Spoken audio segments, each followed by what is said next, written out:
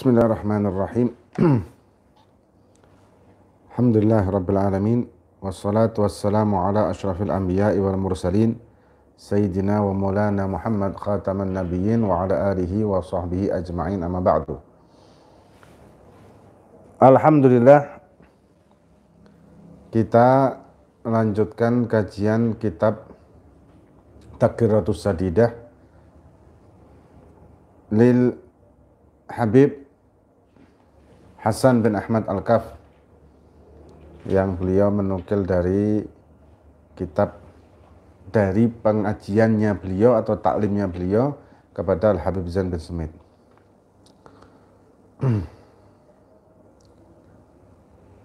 Kemudian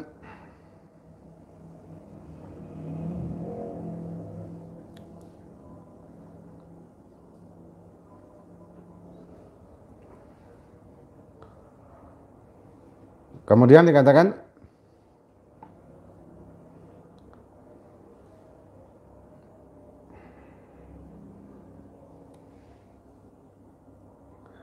kita kemarin pembahasan masalah yang terakhir apa? Masalah tentang awani atau tentang wadah dari emas atau wadah dari perak yang tidak boleh kita pakai, ya. Jadi wadah dari emas atau wadah dari perak yang tidak boleh kita gunakan. Nah, kemudian kita mengkaji masalah tentang ini, tamwih. Tamwih ini menyepuh, sepuan. Jadi menambal. Jadi menambal logam dengan lapisan emas. Ya, menambal logam dengan lapisan emas. Nah, dikatakan kalau misalkan kita ini menambal logam, kemudian kita tambal dengan lapisan emas, maka hukum memakainya itu beda dengan hukum membuatnya. Jadi ada perbedaan antara hukum membuatnya dengan hukum memakainya. Dikatakan tanwih wa ayyutla sudhul ina zahiruhu bidhahabin aw fiddatin wa huwa ma ya'rifu bittala atau bitila atau tolak. Jadi menyepuh tadi ya, menambal, bukan menambal, maksudnya melapisi bagian dari logam apa saja, dilapisi dengan emas ataupun perak.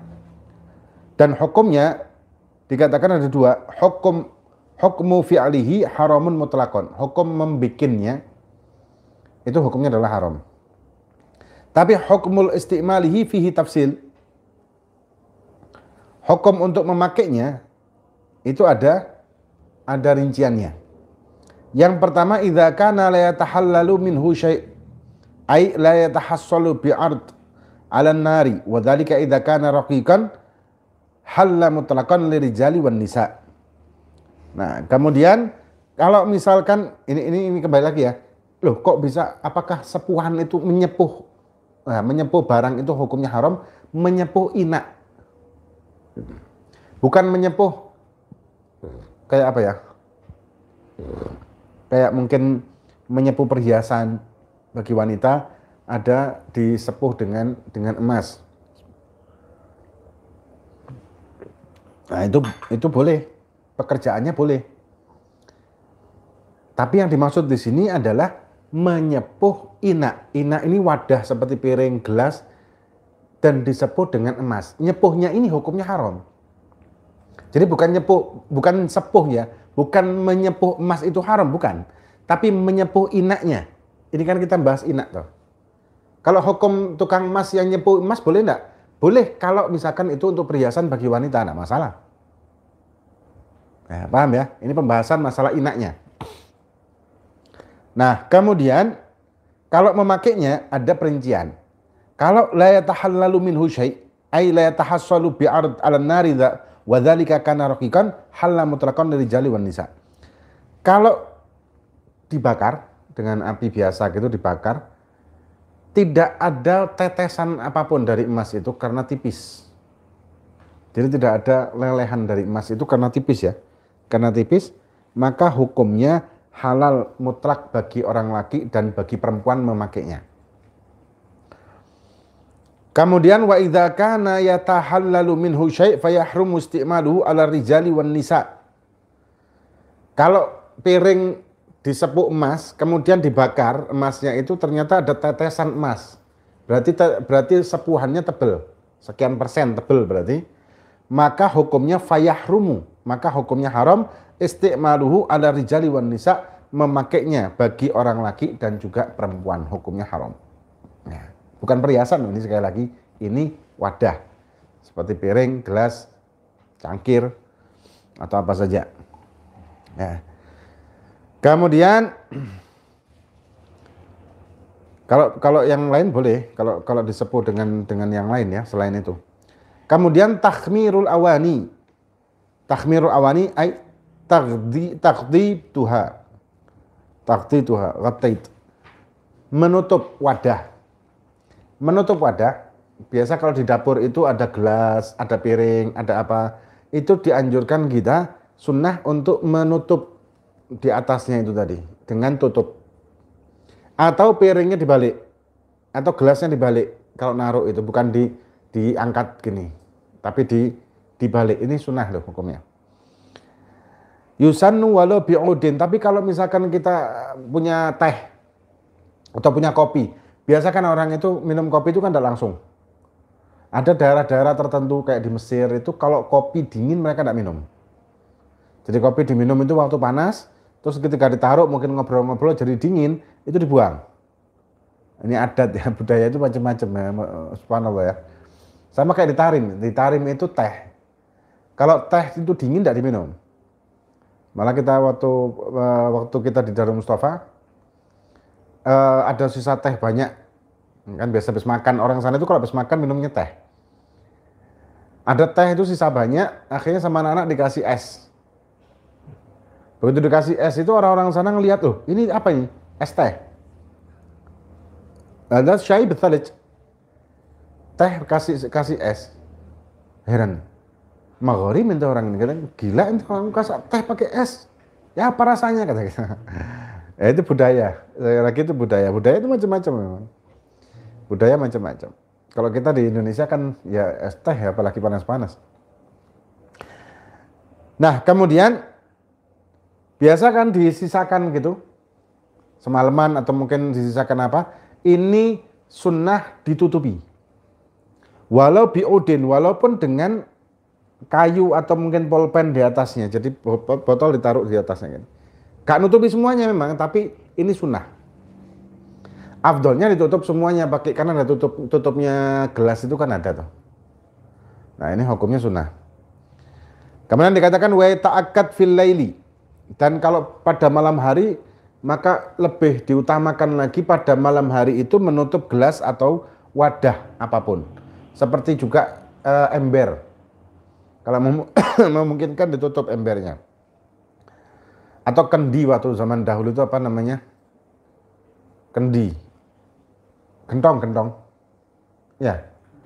Gentong itu bahasa Indonesianya apa sih?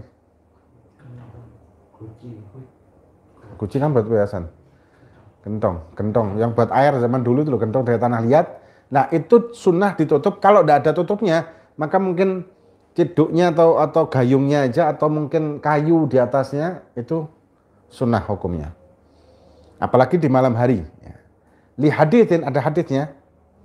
Dikatakan fi sanatil lailatun yanziru fiha wabaun la yamurru bi ina'in laisa alaihi dha au siqa'in laisa alaihi wika illa nazala fihi min dzalikal waba.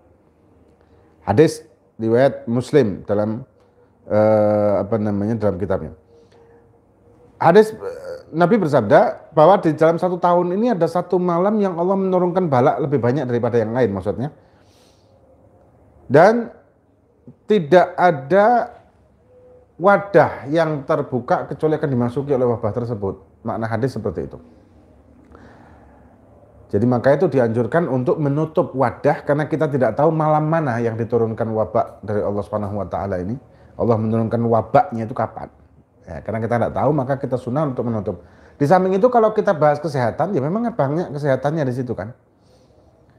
Ketika kita membiarkan terbuka, ada kopi atau teh kita biarkan di dapur terbuka sendirian, ada cicak masuk, ya kan, ada binatang-binatang yang lain masuk, atau mungkin lalat masuk, dan kita tidak tahu mereka bawa bakteri atau bawa apa, bawa penyakit. Maka itu hukumnya adalah sunnah menutup, ya, menutup wadah-wadah yang berisi minuman ataupun yang tidak berisi minuman. Ya, misalkan kosong, gelas kosong atau apa, sunnah untuk dibalik atau ditutup di atasnya, walau bi'udin, walaupun dengan kayu saja, dengan kayu atau dengan pulpen mungkin atau dengan apa. Nah, kemudian dikatakan wasarraha ba'dhum bi ishtirati tasmiyah ma'a taghdiyati idza kanat bi'udin. Dan dikatakan oleh sebagian ulama, ya, sebagian ulama mengatakan disyaratkan untuk mengucapkan bismillah ketika menutup wadah tersebut dengan kayu, yang arti tidak tertutup semuanya. Wadah tersebut tidak menutup semuanya, tapi hanya menutup sebagian, ya, karena tertutupi dengan kayu tadi atau pulpen tadi, maka harus mengucapkan bismillah ketika menutupnya tadi. Yani mengucapkan bismillah ketika menutupnya. Dikatakan dalam Zubat, yustahabbu fil awani taghdiyah walau bi'udin hutta fawqal aniyah. Nah, ini sunnah di wadah tersebut.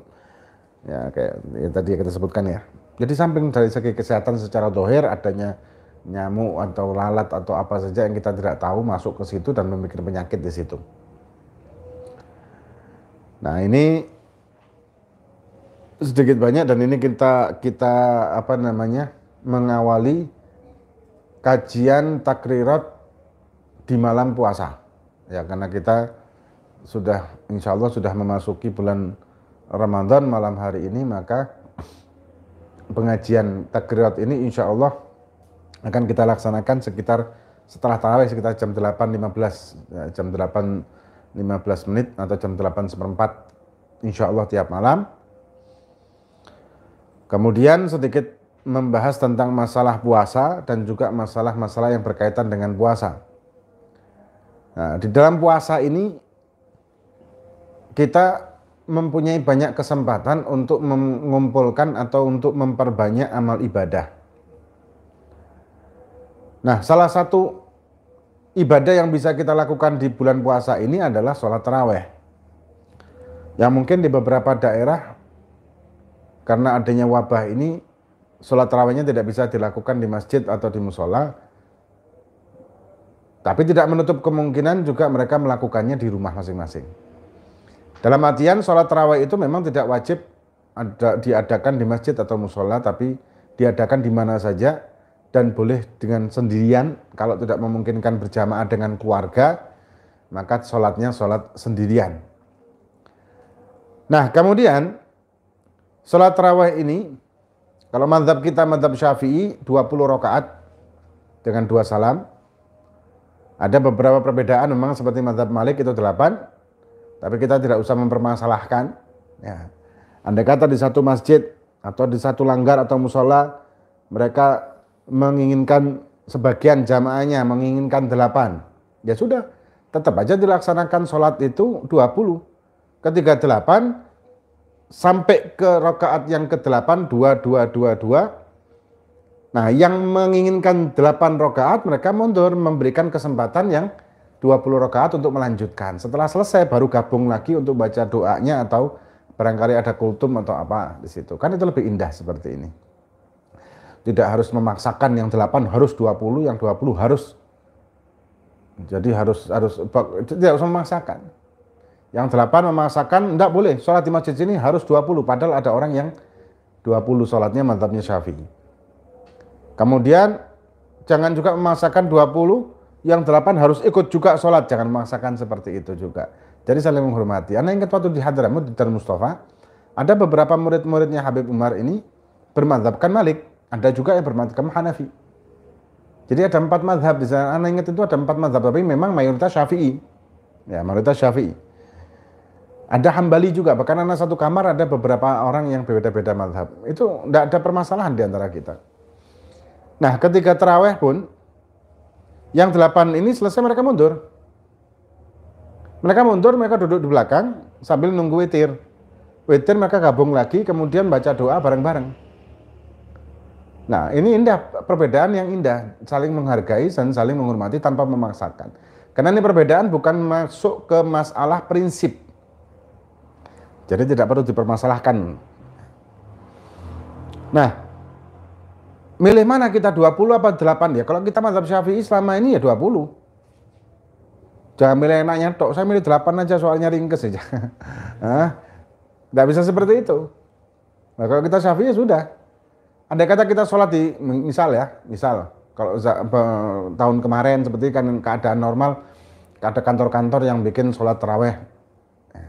Biasanya kalau di instansi-instansi seperti itu 8 mereka makainya. Setelah sholat 8 kita pulang ke rumah kita lanjutkan. Atau kalau memungkinkan melanjutkan di situ kita lanjutkan sampai 20. Kalau tidak memungkinkan ya kita pulang di rumah kita lanjutkan. Kemudian sholat taraweh ini adalah kesunahan yang bisa kita lakukan hanya khusus di bulan Ramadan saja. Jadi di selain Ramadan itu tidak ada taraweh. Fadilahnya besar, keutamanya banyak.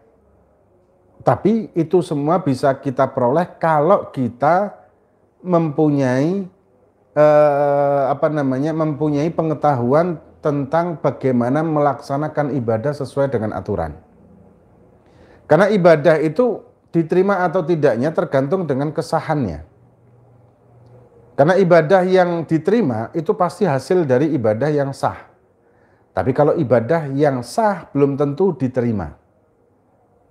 Maka itu kita harus memperhatikan kesahannya ibadah dan juga diterima ibadah. Nah, salah satu kesahannya ibadah adalah melaksanakan rukun-rukunnya segala, melaksanakan rukun-rukun sholat tersebut mulai awal sampai akhir. Karena sholat itu ada aturannya, ada rukun sholatnya. Ada syarat sahnya. Takbiratul ihram sampai salam itu mempunyai aturan semuanya. Nah, apalagi ketika kita berjamaah. Nah, salah satu dari rukun-rukun sholat itu adalah tumakninah. Dan makna tumakninah adalah sukunul a'dha ba'dal harakah. Berhentinya gerakan tubuh selain lisan setelah mencapai rukun tertentu. Ketika kita rukuk maka kita berhenti sejenak untuk tumakninah tadi itu. Minimal seperti orang membaca subhanallah sekitar anggaplah 5 detik. Nah, kalau kita tidak melakukan itu, misalkan kita langsung rukuk terus langsung i'tidal, kalau bahasa kerennya ngepir. Kayak pir langsung Allahu Akbar, Allahu Akbar. Itu tidak sah, batal. Kenapa? Karena melanggar rukun sholat. Nah, satu itu ya, nggak sah karena melanggar rukun sholat. Yang kedua, kalau maksud dan tujuan kita untuk memperbanyak pahala di Ramadan dan ada kesempatan sholat taraweh karena masuk Ramadan, maka harusnya kita kan menyempurnakan bacaan-bacaan yang disunahkan di dalam sholat. Malah kalau bisa menambah lagi, karena semakin banyak kita melakukan ibadah, semakin banyak juga hasilnya. Kan harusnya seperti itu logikanya. Ketika kita rukuk, harusnya kita membaca zikir ketika rukuk. Ketika i'tidal, kita membaca doa ketika i'tidal. Dengan sempurna. Kenapa? Karena kita ingin pahala. Harusnya begitu. Dan ini tidak bisa kita lakukan kecuali kita khusyuk dan tumakninah. Karena tidak mungkin juga orang itu bisa khusyuk kalau tidak tumakninah. Bagaimana caranya bisa khusyuk tapi tidak tumakninah? Ya, tidak mungkin. Orang cepet-cepetan makan saja. Orang suruh makan panas itu ya. Makan panas itu biasanya kan cepet-cepetan. Atau makan dikejar waktu. Misalkan mau imsak. Makanannya enak. Tapi karena mau imsak dia kejar waktu. Dia berusaha mempercepat makan tersebut. Kalau ditanya rasanya gimana makanan? Ya sudah, tidak tahu. Kan tidak ada kenikmatan sama sekali toh.